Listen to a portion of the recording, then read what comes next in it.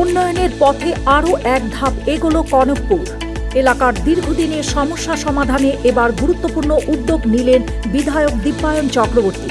কনকপুরে প্রায় 40 লক্ষ টাকা ব্যয়ের সাপেক্ষে নতুন বক্স কালভার্ট নির্মাণে ভিত্তিপ্রস্তর স্থাপন করলেন বিধায়ক দীপায়ন চক্রবর্তী।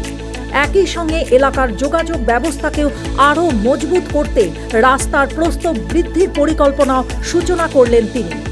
তার কথায় নির্ধারিত সময় মেনে শীতকালের মধ্যে নির্মাণ কাজ সম্পূর্ণ হবে বলে তিনি আশাবাদী। এই প্রকল্প বাস্তবায়িত হলে বাজার এলাকায় জলনিকাশি ব্যবস্থা যেমনি উন্নত হবে, তেমনি যান চলাচলও হবে আরও স্বচ্ছন্দ। পরে এই উদ্যোগকে স্বাগত জানিয়েছে স্থানীয় বাজার কমিটির পক্ষ থেকে এক সম্বর্ধনা সভা। এই সভায় বিধায়কের প্রতি কৃতজ্ঞতা প্রকাশ করলেন ব্যবসায়ী ও স্থানীয় বাসিন্দারা। কনকপুরের সার্বিক উন্নয়নের লক্ষ্যে এই প্রকল্পকে গুরুত্বপূর্ণ পদক্ষেপ বলে মনে করছেন স্থানীয়রা। আজ কনকপুর বাজার অঞ্চলে পিডব্লিউডি ডিপার্টমেন্টের অধীনে মাননীয় মুখ্যমন্ত্রী ডক্টর হিমন্ত বিশ্ব শর্মার সহায়তায় আমরা একটি বক্স সেল কালভার্ট নির্মাণের জন্য আবেদন রেখেছিলাম।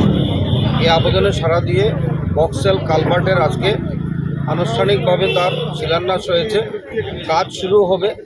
দীর্ঘ বছর থেকে পুরনো একটা ব্রিজ আছে, এই ব্রিজে গাড়ি চলাচল করতে অসুবিধা হয়, একসাথে দুটো গাড়ি যাওয়া সম্ভব না। সেই কথা চিন্তা করে আমি একটি প্রপোজাল দিয়েছিলাম, আজকে তার শুভ শিলান্যাস হয়েছে।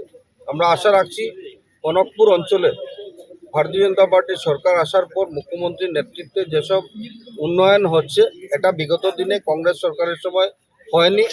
আমরা লক্ষ্য করেছি যে এখানে কনক সংঘ ক্লাব বা জাগৃতি ক্লাব, এই ক্লাবগুলো তারা অনেক স্যাক্রিফাইস করেছেন। যখন রাঙ্গিরখালে বোথ সাইড গার্ডওয়াল কনস্ট্রাকশনের কাজ শুরু হয়, এই ক্লাবগুলো ভেঙে দেওয়া হয়েছিল। নতুন করে তারা জায়গা কিনে ক্লাব বানিয়েছেন। মূলত তাদের সহায়তায় এই কাজগুলো শুরু হয়েছে। তারপর থেকে উন্নয়নের জোয়ার।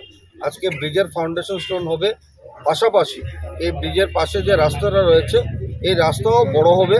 এই রাস্তারও অলরেডি প্রপোজাল আমি দিয়েছি।